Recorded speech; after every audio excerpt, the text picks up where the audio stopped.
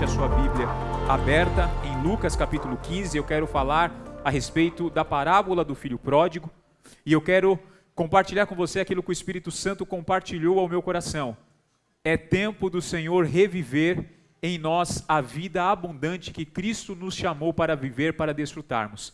E a parábola do filho pródigo, ela é um lampejo, é uma amostra daquilo que Deus, o Pai, faria na humanidade, principalmente através do ministério de Jesus. Esse é o plano, o propósito de Deus Pai desde o início, quando o homem caiu no Éden. Esse era o propósito do Senhor, trazer a humanidade a um projeto de conversão. E a parábola do filho pródigo, ela vai mostrar isso de uma forma muito prática, através daquilo que Jesus vai contando e vai discorrendo nessa história. Quando a gente olha, queridos, para as Escrituras, nós precisamos olhar para elas com uma perspectiva de saber quem éramos ou quem o mundo acha que somos e entender também através das Escrituras a quem nós fomos transformados ou ao que nós fomos transformados. Porque quando eu olho para Romanos 3:23, Paulo ele vai dizer que todos nós, todos sem exceção, pecamos ou pecaram e por isso estão destituídos da glória de Deus. Só que o mesmo apóstolo Paulo, também escrevendo aos Romanos, no capítulo 5, versículo 8, ele vai falar que Deus, ele demonstrou o seu amor por nós. Como? De que maneira? Jesus, ele morreu em nosso favor, Cristo morreu em nosso favor, mesmo quando nós ainda éramos pecadores. Então você consegue enxergar o paradoxo? Nós estávamos condenados pelo pecado, porque todos pecamos, mas a graça de Jesus nos alcançou, porque Cristo nos amou quando nós estávamos ainda na condição de pecadores. Tudo bem? A parábola do filho pródigo, ela mostra o quanto Deus nos ama. Ela mostra o quanto nós somos importantes para o Senhor. E esse texto, quando eu olho para ele, ele traz lições práticas, preciosas, que podem ser aprendidas, vividas e compartilhadas. O desafio que eu fiz na comunicação para esse culto foi que nós nos movêssemos como igreja para convidar pessoas que precisam ter um encontro verdadeiro e transformador com Jesus, como esse filho pródigo precisava.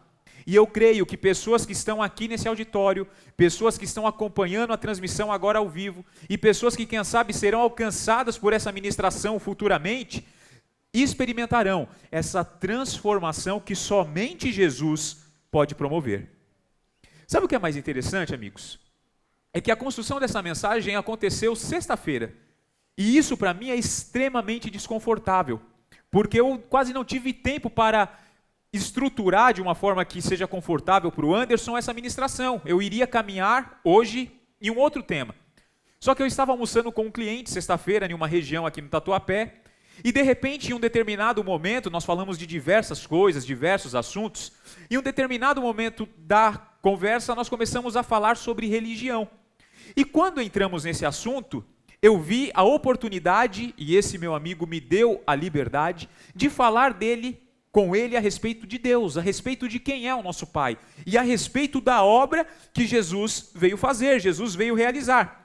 E conforme nós conversávamos, conforme nós íamos trocando ideia, falando de algumas experiências que ele teve, que eu tenho experimentado com a minha família, aqui no serviço na comunidade, eu percebi que o Espírito Santo estava me conduzindo para algo que ele queria comunicar, não somente naquela mesa de restaurante, mas ele queria comunicar nessa noite comigo e com você.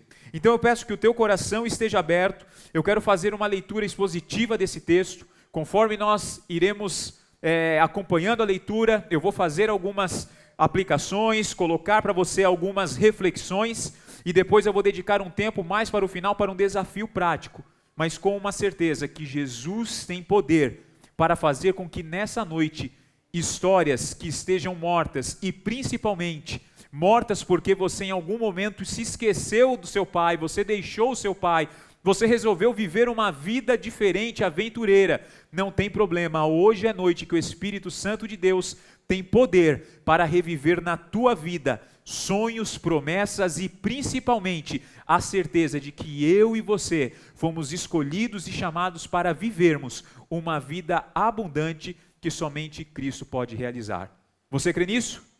Então vamos caminhar junto nessa noite, porque eu tenho certeza que o nosso Pai tem algo poderoso para fazer através da sua palavra, que é poderosa para promover mudança em cada um de nós. Lucas 15, a partir do versículo 11, fala a respeito da parábola do filho pródigo. E o texto diz assim: Jesus continuou: um homem tinha 2 filhos. Jesus está falando com gente de todas as esferas da sociedade daqueles dias onde ele vivia. Mas o alvo específico de Jesus nessa ministração do filho pródigo, como nos 2 textos, nas 2 parábolas anteriores aqui no capítulo 15, é um alvo muito específico, que são os fariseus, que era a principal classe religiosa daqueles dias, daquela época, e que eram os principais opositores do ministério de Jesus. Esses homens, eles queriam, através das suas leis, da sua conduta, que eram totalmente atreladas à lei de Moisés, até a página 2, colocar diante da sociedade, diante das pessoas, quem teria direito ou não a experimentar e a usufruir daquilo que Deus, como um Pai amoroso, criou para a humanidade usufruir, para a humanidade desfrutar. Então Jesus, ele começa falando de uma família, algo que fazia parte da realidade daquelas pessoas que estavam ouvindo. Uma família composta por um pai amoroso e por 2 filhos amados. Um belo dia, um desses filhos, o filho mais novo, faz um pedido meio que inusitado para Jesus. O texto continua dizendo: o mais novo, versículo 12, disse ao seu pai: Pai, eu quero a minha parte da herança. Assim, o pai repartiu a sua propriedade entre eles. Eu não quero entrar em questões teológicas, questões culturais, se esse rapaz tinha direito ou não de exigir ou de tentar conseguir o que ele conseguiu, porque não é esse o objetivo nessa noite, mas eu quero me atentar ao fato do pai ter atendido o desejo do filho. O filho olhou para o pai e falou: Pai, eu quero a minha parte da herança. O texto vai dizer que o pai falou: tudo bem, repartiu aquela herança entre os 2 filhos e entregou a eles. E aí o texto vai continuar avançando, e você vai acompanhando comigo. No versículo 13 diz: não muito tempo depois, o filho mais novo reuniu tudo o que tinha e foi para uma região distante, e lá desperdiçou os seus bens vivendo irresponsavelmente. Eu quero que você perceba alguns elementos que são importantes aqui nesse versículo 13. Algum tempo depois de ter recebido aquilo que ele pediu ao seu pai, esse rapaz reuniu tudo o que ele tem e vai embora. Perceba que ele sai de posse de poder. Ele sai grandão, literalmente, porque ele pegou tudo aquilo que ele tinha, todos os seus bens. Não sei se o pai deu a ele recursos financeiros, não sei se o pai deu a ele animais, não sei, mas de alguma forma ele fez uma engenharia onde ele juntou muito dinheiro, colocou no bolso e saiu e falou: eu vou viver a minha vida no mundão afora. Perceba que há uma independência, porque ele fala: eu não preciso mais viver aos cuidados do meu pai, eu vou viver de forma independente. Ele foi para um outro lugar, para um país distante, para uma terra que não era a terra oriunda da sua família. Então ele tem uma independência, ele está dizendo: olha, eu sou maior de idade, sou dono do meu nariz, estou com dinheiro no bolso, então vou sair, vou viver a vida. Só que o texto vai dizer que ele viveu de uma forma irresponsável. Havia falta de planejamento, havia falta de preparo para viver as experiências que ele desejava viver, ao ponto que levou ele a perder tudo o que ele tinha. Tudo bem até aqui? A falsa sensação de liberdade, amigos, daqueles que vivem longe da casa do pai, é muito perigosa. Porque esse filho, ele foi seduzido por aquilo que o mundo tinha a oferecer. Pelas amizades, pelos lugares que ele poderia frequentar. Sabe aquela coisa da gente, quando menor de idade, que os pais tentam controlar de todas as maneiras os lugares que iremos frequentar, a hora que a gente tem que chegar em casa. Quando você fica maior de idade, você tem a falsa sensação de que agora você pode abraçar o mundo. Você acha que você não precisa mais prestar contas, e muitas vezes, dentro da casa dos pais, os pais que têm cuidado, que têm zelo, que têm uma preocupação com o bem-estar dos filhos, eles se posicionam para tentar minimizar essa questão. Só que o caso desse jovem aqui é aquele cara que pegou o dinheiro que o pai deu e falou assim: eu vou viver a minha vida. Ele saiu literalmente da casa do pai. Trazendo para os dias de hoje, quem sabe foi lá, comprou seu apartamento, alugou seu apartamento e falou: agora eu vou viver a minha vida, vou ser dono do meu nariz. Só que durante o tempo em que ele tem poder, em que ele tem a influência e a independência financeira, ele viveu uma vida irresponsável e esbanjadora. Esse pai na história representa o nosso pai, representa Deus, o nosso pai amoroso. Eu não preciso falar quem o filho representa, cada um de nós, os filhos amados desse pai. Mesmo sem termos direito a nada, mesmo sem termos o direito de exigir alguma coisa, Deus ele é tão bom que a sua graça ela nos encheu de dons e talentos de uma forma que a gente tem sido bem-sucedido em tudo aquilo que temos nos propostos a fazer. Seja, quem sabe, na criação da nossa família, na condução da nossa carreira, nós temos sido muito abençoados por Deus. Nós precisamos ter essa percepção e ter esse reconhecimento de que Deus é bom em todo o tempo e que essa bondade tem sido acessível a cada um de nós. Quantos têm desfrutado da bondade de Deus nessa noite? Porque eu e a minha casa temos experimentado isso todo momento. A grande questão é como nós usamos aquilo que Deus nos confiou, que Deus nos deu como mordomia para que nós cuidássemos, administrássemos, porque não é nosso. Jesus disse que esse filho que recebeu do pai uma parte da herança, usou-a de forma irresponsável.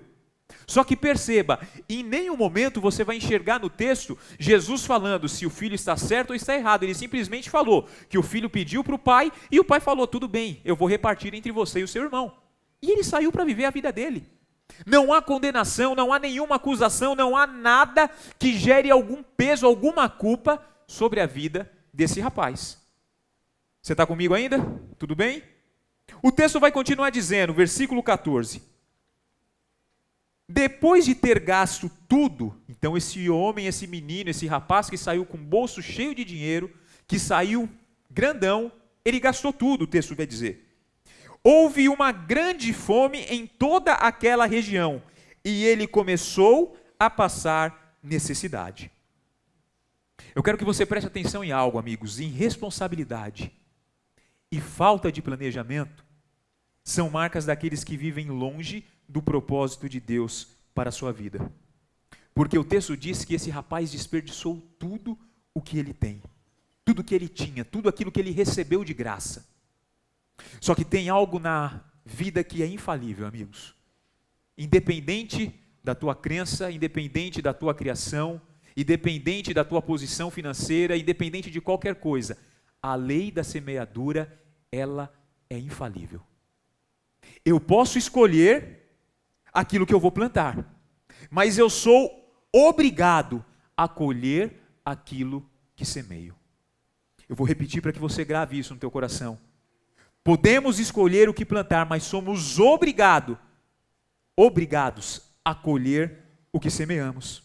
A vida irresponsável desse jovem culminou a um estado de miséria absoluta, porque Lucas, que era muito detalhista, é um dos evangelistas mais detalhistas, quando nós olhamos para os evangelhos sinóticos, Mateus, Marcos e Lucas, Lucas é o mais detalhista.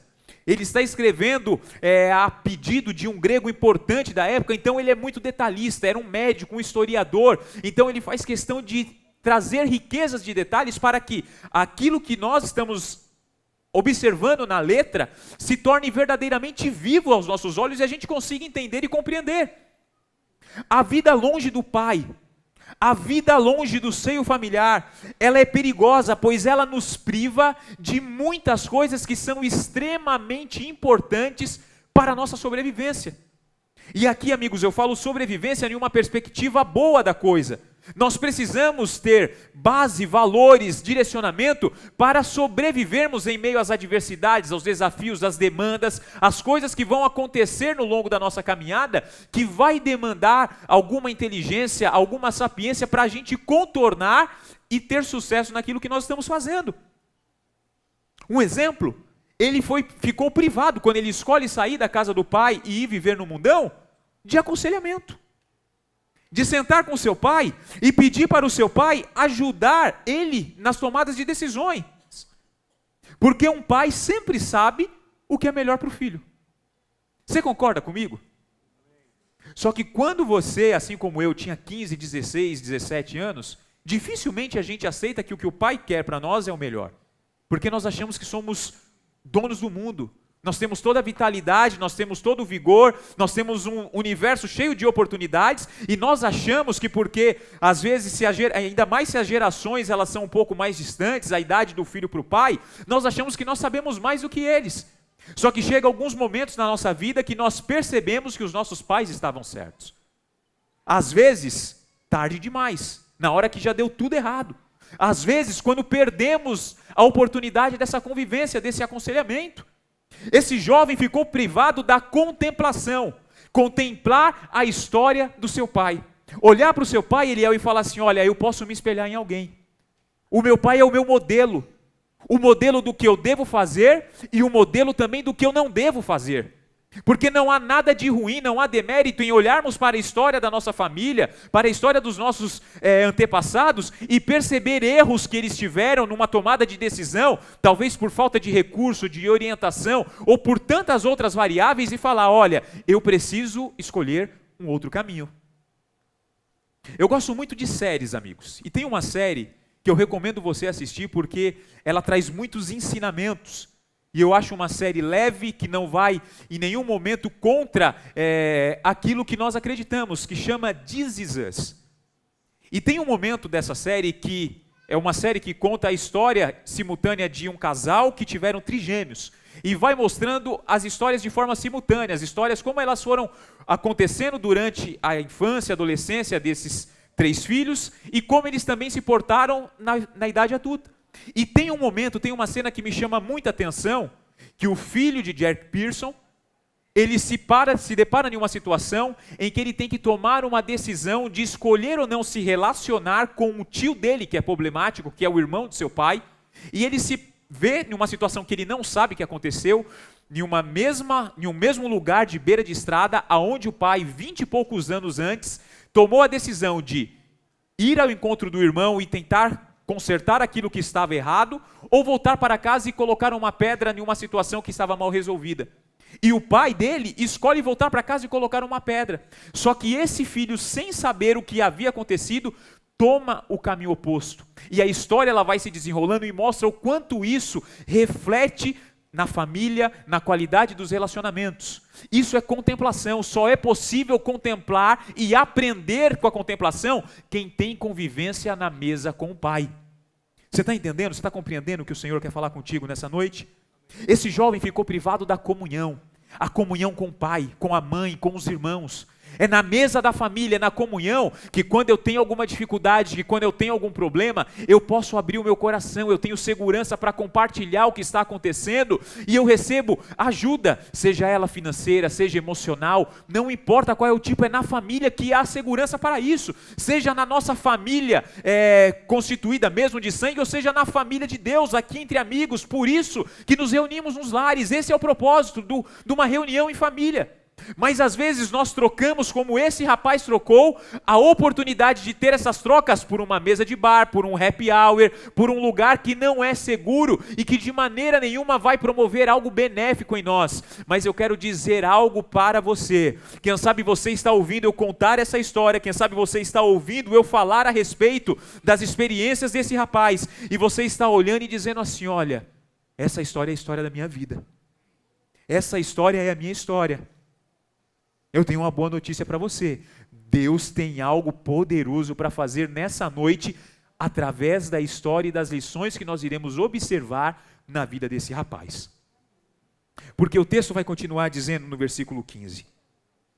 Por isso, por causa da crise, por causa da falta de recursos, porque ele gastou tudo que ele tinha, ele saiu e foi empregar-se com um dos cidadãos daquela região, que o mandou para o seu campo, a fim de apacentar os porcos. Perceba que a situação desse jovem é tão caótica que ele vai trabalhar cuidando de um rebanho de porcos. E Jesus sabe para quem ele está contando a história. Jesus está contando a história para aqueles que se achavam os judeus mais importantes daqueles dias. E para um judeu, cuidar de porcos é algo inadmissível. Só que Jesus faz questão de colocar esses elementos para fazer com que a história fique mais dramática ainda. Jesus tinha uma habilidade absurda para comunicar as boas novas do Evangelho através de histórias que confrontavam e que chocavam a humanidade. E aí eu te pergunto, à custa de quê? Qual era o salário que esse rapaz recebia? Quais eram os benefícios? Porque permita-me nessa noite conjecturar com você, apesar do pastor Jorge não estar aqui, eu vou usar com a minha mente de jovem pregador, o que está passando na situação desse rapaz. Ao ponto do texto dizer que ele vai empregar-se com uma pessoa que coloca ele no campo para cuidar dos porcos. E aí o versículo 16 diz que ele sentia tanta fome que ele desejava encher o estômago com as vagens de alfarrobeira que os porcos comiam, mas ninguém lhe dava nada. O que será que esse rapaz recebeu em troca para cuidar dos porcos? Será que ele estava vivendo em um regime de escravidão? Será que ele estava vivendo em condições insalubres, quem sabe ao ponto de receber uma refeição, para que ele não desfalecesse completamente para trabalhar e ser escravizado no dia seguinte? Eu não consigo imaginar, fica difícil de entender. Quem sabe, mais uma vez eu vou reforçar, você está ouvindo essa história e você já está fazendo conexões e dizendo, o Anderson está falando da história da minha vida. Quem sabe você está percebendo que atitudes que você tomou, atitudes principalmente que te levaram para longe do convívio da família, para longe do teu pai, para longe do propósito de Deus para a tua vida, e você percebe que à custa das suas escolhas, das suas tomadas de decisões equivocadas, você está vivendo dias tenebrosos. Eu tenho uma boa nova para você, porque o Evangelho é uma boa nova, e o que Jesus está contando nessa parábola é a boa nova do Evangelho. Eu posso fazer tudo errado, mas existe algo chamado graça, e todas as vezes que a graça se manifesta na minha vida, eu sou levado a experimentar coisas extraordinárias. E eu creio que nessa noite Jesus quer fazer coisas extraordinárias aqui. Você crê nisso? Então eu caminho para a segunda parte desse texto, dessa história que Jesus conta, que é dividida em 3 blocos, mas eu vou me apegar somente a esse primeiro que já concluímos e ao segundo bloco dessa história, dizendo para você que o Senhor vai fazer algo grandioso e poderoso nessa noite. O versículo 17 vai dizer, caindo em si. Perceba, um rapaz que tinha tudo, mas que em algum momento achou que aquilo que ele tinha, o tudo que ele tinha não era suficiente, então ele pede independência, autonomia, emancipação para o pai, que de bom grado entrega, ele pega, coloca no bolso, vai viver a vida no mundo, vive responsavelmente, esbanjando, vivendo um luxo que talvez desnecessário, ao ponto de perder tudo que ele tinha. Consequentemente, na hora que ele perde tudo, uma crise se instaura onde ele está situado, ao ponto dele ter que se humilhar, a cuidar de porcos, a desejar comer a comida que os porcos comiam, porque ele não tinha como matar a sua fome, mas o texto vai dizer que em determinado momento, ele caiu em si. Primeira verdade que eu quero que você guarde no teu coração, que você anote na tua Bíblia, no teu celular, mas que seja um direcionamento para a tua vida nessa noite. Um arrependimento genuíno é o primeiro passo para uma restauração poderosa. Eu vou repetir. Um arrependimento genuíno é o primeiro passo que eu e você podemos dar para uma restauração poderosa que o Pai quer fazer em nós. Normalmente, amigos, é no fundo do poço. É na hora que deu ruim, é na hora que a gente não tem mais o que fazer, que essas reflexões poderosas se manifestam nas nossas vidas. Porque o texto vai dizer, continue acompanhando comigo, versículo 17. Caindo em si, ele disse, quantos empregados do meu pai têm comida de sobra e eu aqui morrendo de fome? Perceba uma coisa, ele reconhece primeiramente que o pai tinha algo a lhe oferecer. E quando ele reconhece o que o pai tinha a oferecer, ele associa com a sua necessidade. O pai tinha aquilo que era ausente para ele. Eu gosto muito da paráfrase de Eugene Peterson desse texto, porque Eugene Peterson vai dizer em Lucas 15:17, que ele está falando, o jovem cai em si e pensa consigo mesmo, os empregados do meu pai têm 3 refeições por dia. É óbvio que Eugene Peterson está trazendo para os dias de hoje, para uma linguagem que é mais fácil de ser compreendida, porque segundo a ONU, uma pessoa para viver em condições salubres, uma sociedade, ela precisa de ter pelo menos 3 refeições, são 3 refeições que são indispensáveis. Os nutrólogos, caso tenha algum aqui, sabem muito bem disso, café da manhã, almoço e jantar. Só que quando esse rapaz percebe isso, Quando ele cai em si, ele fala: os empregados do meu pai têm isso. E aí, amigos, o que eu quero compartilhar, porque isso enche o meu coração de alegria, é que nós podemos sim viver de forma irresponsável e esbanjadora. Nós podemos desperdiçar tudo aquilo que temos, inclusive a oportunidade de relacionar-se com o nosso Pai. Só que todas as vezes que nós cairmos em si, que nós sairmos desse mundo lúdico e inexistente que a gente muitas vezes cria na nossa mente, que a gente olha, consome nas mídias sociais e acha que é muito melhor estar vivendo aquilo lá do que estar vivendo o que estamos vivendo aqui, em algum momento a gente cai em si e a graça de Jesus, que é poderosa para promover algo grandioso, ela nos alcança com um propósito de restaurar as nossas vidas. Esse jovem manifesta um arrependimento que serve como primeiro passo, como um impulso, para que ele venha experimentar a transformação mais extraordinária da história da sua vida. Eu não sei qual é a tua condição aqui nessa noite. Eu não sei o que trouxe você aqui nessa noite, mas eu quero dizer, ainda existe esperança para a tua situação. Se você cair em si e houver um arrependimento genuíno e verdadeiro, você já deu o primeiro passo em direção àquilo que Jesus vai realizar na sua vida. Você crê assim? Então, enquanto eu bebo uma água, aplauda Jesus, porque Ele é digno de toda a honra e de toda a glória nessa noite.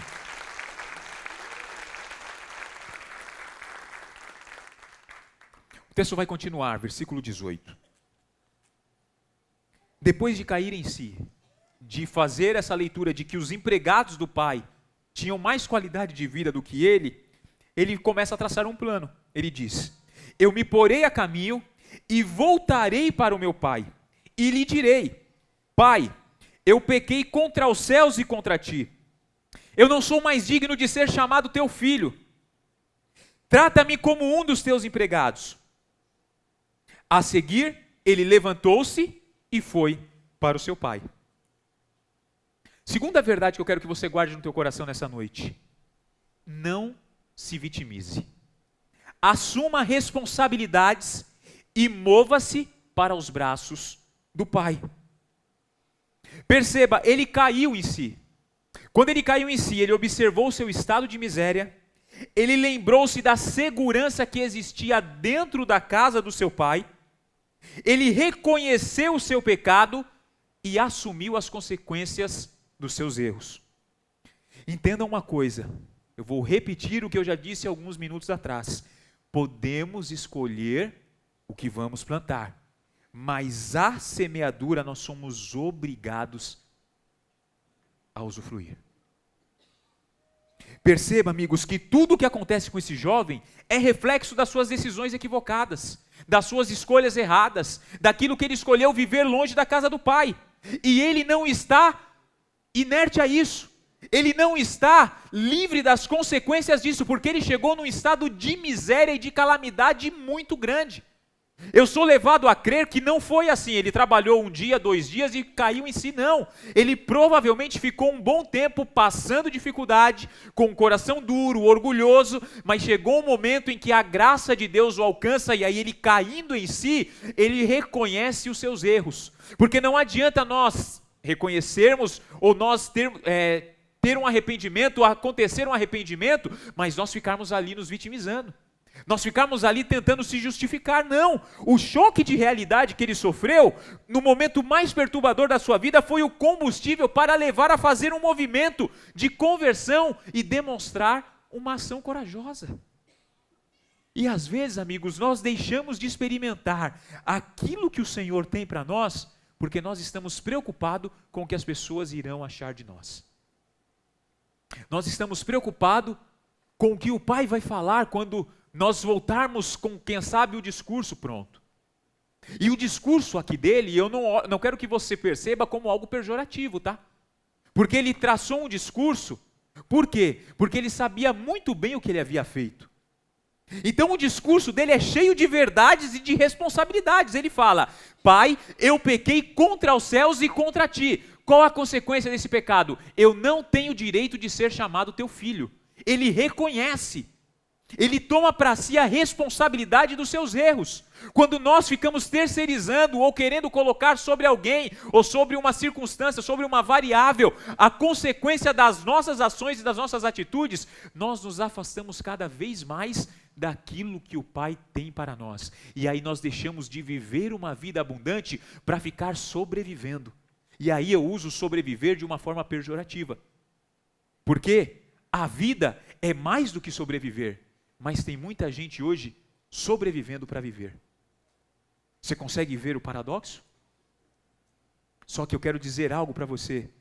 O mesmo Jesus que falou comigo aqui no Tatuapé, sexta-feira, por volta das 15 horas da tarde, Ele está falando com você nessa noite. É tempo do Senhor reviver a vida que Ele chamou você para usufruir, para desfrutar. Porque esse jovem que reconheceu através do arrependimento o seu estado miserável, a sua situação depravável, a situação mais desesperadora da sua vida estava sendo vivida, mas ele traçou um plano, um objetivo, e o texto diz, ele se levantou e falou, eu vou voltar para a casa do meu pai, e vou falar para ele tudo o que eu tenho que falar, porque eu tenho certeza que a situação lá vai ser melhor do que a que eu estou vivendo aqui. O texto vai continuar dizendo, a partir da parte B do versículo 20. Ele levantou-se e foi para o seu pai. Aí o texto diz que, estando ainda longe, o seu pai o viu. Preste atenção. E cheio de compaixão, correu para o seu filho, o abraçou e beijou. A terceira verdade que eu quero que você guarde no seu coração é que o arrependimento de um pecador é capaz de promover uma restauração completa em um filho. O arrependimento genuíno de um pecador é capaz de promover uma restauração completa em um filho. Esse jovem não é mais filho. A cultura da época tirava dele esse direito, dava ao pai o direito de tratá-lo como um bastardo. E o discurso dele mostra claramente isso. Quando ele ensaia o que ele vai fazer na frente do pai, ele fala, pai, eu não tenho direito de ser chamado teu filho. Por quê? Porque eu pequei contra os céus e perante ti. Só que perceba uma coisa, ele perdeu o direito de ser filho, mas o seu pai não deixou de ser pai. O texto diz que quando o pai o viu ainda de longe, o pai saiu correndo ao encontro dele. A parábola que Jesus está contando para essa multidão é um lampejo do que o pai faria com a humanidade. Porque João 3,16 diz que Deus amou o mundo de tal maneira. Que maneira? A maneira que Jesus está contando nessa história para que ficasse incompreensível aos fariseus, mas totalmente compreensível aos simples de coração que estavam ouvindo ele comunicar. Deus amou o mundo de tal maneira, ao ponto de fazer um pai que foi ridicularizado na sociedade, que foi envergonhado, que foi desonrado por um filho esbanjador, um filho ingrato, irresponsável, que vivia uma vida confortável dentro da casa do pai, que tinha tudo o que ele precisava, mas que em um determinado momento achou que o que ele tinha na casa do pai não era o suficiente, que no mundo ele poderia experimentar e desfrutar de coisas muito melhores, ao ponto de pedir para o pai a parte da herança, e o pai de livre arbítrio entregar a ele, e ele sair ao mundo afora para desonrar o nome do seu pai. Esse pai, que representa o nosso pai, ele tem um amor tão grande por mim e por você, porque Paulo disse que Deus demonstrou o seu amor por nós, como Cristo morreu por nós, quando nós ainda éramos pecadores. Esse pai olha o filho e vê o filho vindo de longe, e aí eu quero que você imagine comigo, porque um rapaz que reconhece, dentro de um curral com porcos, desejando comer aquela comida nojenta que os porcos comem, e de repente ele cai em si e fala, eu vou voltar para o meu pai. Ele está voltando sujo, maltrapilho, em condições precárias de higiene, Mas diz que quando o pai o viu de longe, eu não sei quanto tempo tinha passado, mas o pai conhecia o filho pelo jeito que ele andava, pelo jeito que ele se movimentava, porque a palavra de Deus diz que os olhos do Senhor estão sempre contemplando a cada um de nós. Ele não tira os olhos de nós. Nós podemos até escolher sair dos olhos do nosso pai, mas os olhos do nosso pai estão sobre cada um de nós, olhando os bons e os maus. É isso que a palavra nos diz. Deus nos amou de uma maneira tão grande que faz esse pai sair correndo em direção a esse filho, e quando encontra esse filho, o abraça e o beija, sem questionar nada. Para que isso? Porque eu imagino o soco na boca do estômago dos fariseus ao ouvir essa história. E quem sabe eu e você, se estivéssemos escutando a história pela primeira vez, como na maioria das vezes a gente tem esse hábito de fazer, de pré-julgar, sem saber o contexto da história, e aqui o contexto é totalmente negativo para esse rapaz. Nós teríamos, quem sabe, julgado e questionado por que o pai fez isso. Mas ele fez isso porque o amor de Deus por nós é tão grande, que ele foi capaz de entregar o seu único filho para morrer por nós, para que através da morte dele e da nossa ação em direção a ele pela fé, nós tivéssemos direito à salvação e à vida eterna. Imagina o constrangimento desse filho. Imagina esse filho recebendo o abraço, o beijo do pai. E aí o texto vai dizer que ele olha para o pai e fala assim: Pai, eu pequei contra os céus e contra ti. É isso que o texto diz. Eu pequei contra os céus e contra ti, eu não sou digno de ser chamado teu filho. Ele honra com aquilo que ele arquitetou na sua mente. Só que o arrependimento genuíno de um pecador é capaz de promover uma restauração completa na vida de um filho. Porque antes que ele continue aquilo que ele havia ensaiado para dizer, o pai o interrompe, porque o arrependimento promove perdão. Então ele olha no seu discurso, naquilo que ele está ensaiando e diz: eu pequei contra os céus e contra ti, não sou digno de ser chamado teu filho, me faz como um dos teus empregados. O pai fala assim: não. O pai olha para os empregados e diz assim: olha, tragam um novilho gordo e matem. Perdão, versículo 22, antes, o pai diz assim: depressa, tragam a melhor roupa e vistam nele, coloquem um anel no seu dedo e calçado nos seus pés. Sabe por quê? Porque o arrependimento, ele promove perdão. O arrependimento, ele retira toda a culpa. Eu não tenho mais condenação, porque Cristo pegou toda a minha culpa e levou na cruz do Calvário, para que no terceiro dia, quando ele ressurgisse, eu e você deixássemos de ser escravos, deixássemos de ser aquele que estava condenado pelo pecado, para nos tornarmos, através de Jesus, filhos de Deus por adoção. O pai vai continuar no versículo 23 dizendo: tragam um novilho gordo e matem, vamos fazer uma festa e alegrar-nos. Sabe por quê? Porque o arrependimento devolve dignidade, ele é restituído ao seio familiar. O arrependimento promove festa, vamos celebrar. E vamos celebrar porque o pai diz: porque esse meu filho estava morto, mas reviveu. Estava perdido, mas ele foi achado. O arrependimento verdadeiro, genuíno de um pecador é capaz de promover vida. Ele voltou a ter expectativa de vida. O jovem que, quem sabe, um dia atrás não tinha expectativa nenhuma, estava imaginando voltar e ser um empregado na casa do seu pai, agora é restituído novamente como filho. E o arrependimento dele coloca de uma vez por todas ele na direção certa, porque depois do que ele experimentou, ele nunca mais vai escolher viver lá fora. Se coloque de pé nesse momento e eu chamo os meus